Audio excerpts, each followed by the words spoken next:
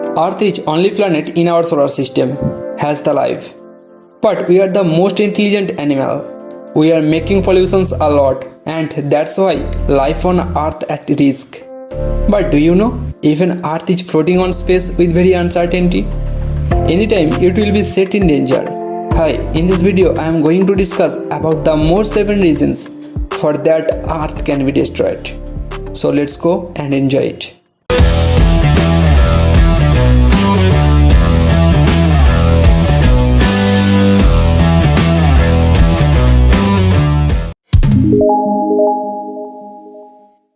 The Earth's molten core might cool. Earth is surrounded by a protective magnetic shield called the magnetosphere. Let us know the reasons of creation of such magnetic shield. Earth's magnetic field is caused by a dynamo effect. The effect works in the same way as a dynamo light on a bicycle. Magnets in the dynamo start spinning when the bicycle is pedaled, creating an electric current. The electricity is then used to turn on the light. This process also works in reverse. If you have a rotating electric current, it will create a magnetic field. On Earth, flowing of liquid metal in the outer core of the planet generates electric current. The rotations of Earth on its axis cause these electric currents to form a magnetic field which extends around the planet. The magnetic field is extremely important to sustaining life on Earth. It protects us from the high amount of radiation radiated by the sun. The magnetosphere deflects energetic particles that emanate from the sun, changing its size and shape as its heat. The resulting flood of high energy particles that slam into Earth's air can trigger beautiful auroras or sometimes disruptive geometric storms. If and when the core cools, the dynamo shuts off and we will lose our magnetosphere along with protections from solar winds. This would slowly blast our atmosphere into space. This is likely what happened to the atmosphere on Mars, once rich with water and a thick atmosphere. Suffered the same fate billions of years ago. As Mars does not have flowing liquid metal in its core, it does not produce the same dynamo effect. This left the planet with a very weak magnetic field, allowing for its atmosphere to be stripped away by solar winds, leaving it uninhabitable, and also Mars leading to the nearly airless, possibly lifeless world we know today.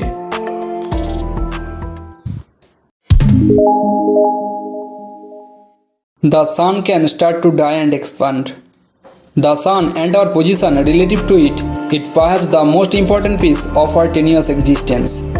But the Sun is still a star, and all stars die. That won't last forever. The Sun survives by burning hydrogen atoms into helium atoms in its core. In fact, it burns through 600 million tons of hydrogen every second. And as the Sun's core becomes saturated with this helium, it shrinks, causing nuclear fusion reactions to speed up, which means that the Sun spits out more energy. Billions of years from now, the Sun will run low on hydrogen and start fusing helium. It's a more energetic reaction. Almost 3.5 billion years from today, the Sun will shine almost 40% brighter, which will boil Earth's ocean, melt its ice cap, and strip all of the moisture from its atmosphere. Our planet, once bursting with life, will become unbearably hot, dry, and barren, like Venus. On the other hand, when the burning of hydrogen will stop, the star will formally leave the main sequence and may be considered as a red giant. When the Sun becomes a full-blown red giant, its core will get extremely hot and dense, while its outer layer expands a lot, as well as its mass will decreases. So then our Earth will has two options. Either will be consumed by Sun or will escape from Sun's gravitational pull. In first case, you understand well what will happen. But in second case, Earth's temperature will decrease gradually and finally become a frozen rock.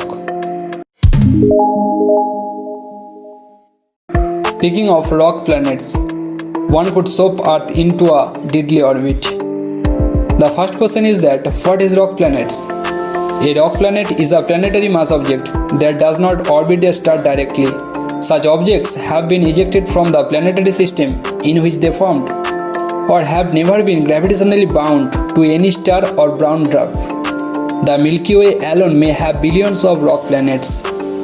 One of those rock planets can drift into the solar system.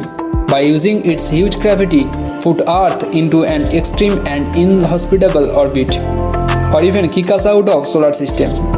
It will make all planets orbit including Earth more elliptical. That's why it will bring us much closer to the Sun for very short and exceptionally hot summers. But after that, the Earth might be thrown in the next ice age. Instead of global warming, we shall be worried about global cooling. We have to rethink our energy sources and try to pump out more greenhouse gases to warm the planet up a little. One word, it will become hard or very uncomfortable for life to survive. That's almost right till now.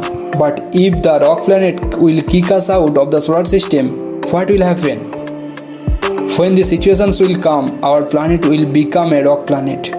As a rock planet, Earth will freeze into an ice ball. So all life will finish at that time. Instead of just passing by Earth and disrupting its orbit, a drifting world can make a direct hit. It will not be novel. About 4.5 billion years ago, a small planet crashed into a larger planet in the solar system, forming Earth and its moon. So I am sure you understand it properly what will happen. Asteroids and comets could bombard the planet. Rocks from space can be pretty destructive, though it would take a lot of asteroids to properly dispatch the entire planet. Still, it could happen. Earth was heavily bombarded by asteroids for hundreds of millions of years after it formed. The impacts were so intense that the ocean boiled for a full year. All life was single-celled at that point, and only the most heat-tolerant microbes made it. Today's larger life forms almost certainly wouldn't make it. So, if any asteroids will collide with our planet, maybe we have to face same fate.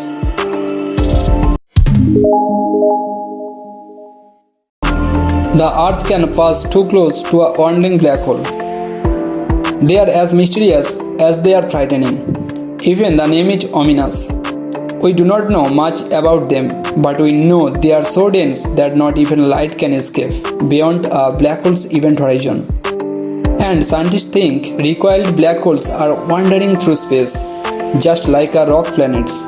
It's out of thinking that one can pass through the solar system. A small black hole might harmlessly pass through the Earth, though anything larger than mass of the moon and the size of grain of sand will cause a big problem. If light cannot escape, the Earth definitely won't.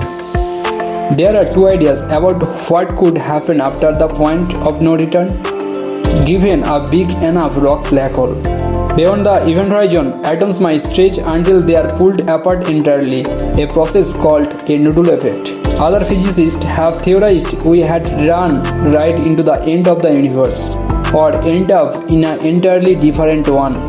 Even if a recoiled black hole misses Earth, it might pass closely enough to cause earthquakes and other devastations, kick us out of the solar system, or spiral us into the sun. The Earth can be destroyed in a gamma ray burst. Gamma ray bursts are one of the most powerful phenomena in the universe. Most are the result of massive stars collapsing when they die. One short burst can emit more energy than our sun will over the course of its lifetime. That energy has the potential to remove ozone layer, flood the Earth with dangerous ultraviolet light, and trigger rapid global cooling. In fact, a GRB pointed at the Earth might have caused the first extinctions 440 million years ago. Luckily, David Thompson, Deputy Project Director on the Fermi Gamma Ray Space Telescope, told National Geographic that GRB are not really a big concern. The universe can go to pieces in its final big rip. This is the thing that could actually end up the whole universe, not just the Earth. The idea, a mysterious force called dark energy, is pushing the universe apart at a faster and faster rate. If this keeps accelerating, as it seems to be doing now, perhaps 22 billion years from now, the force that keeps atoms together will fail, and all matter in the universe will dissolve into radiation. But assuming the big rip is a dart, who knows what might happen after a global calamity humans don't survive? It's possible some microbes and fungi will survive to receive more complex life. But if our destruction is total, we could at least hope some other intelligent life exists out there and can pay its respect. I hope you have enjoyed this video. To get more knowledgeable videos, please subscribe our channel, like and share this video. To get notification, press the bell icon.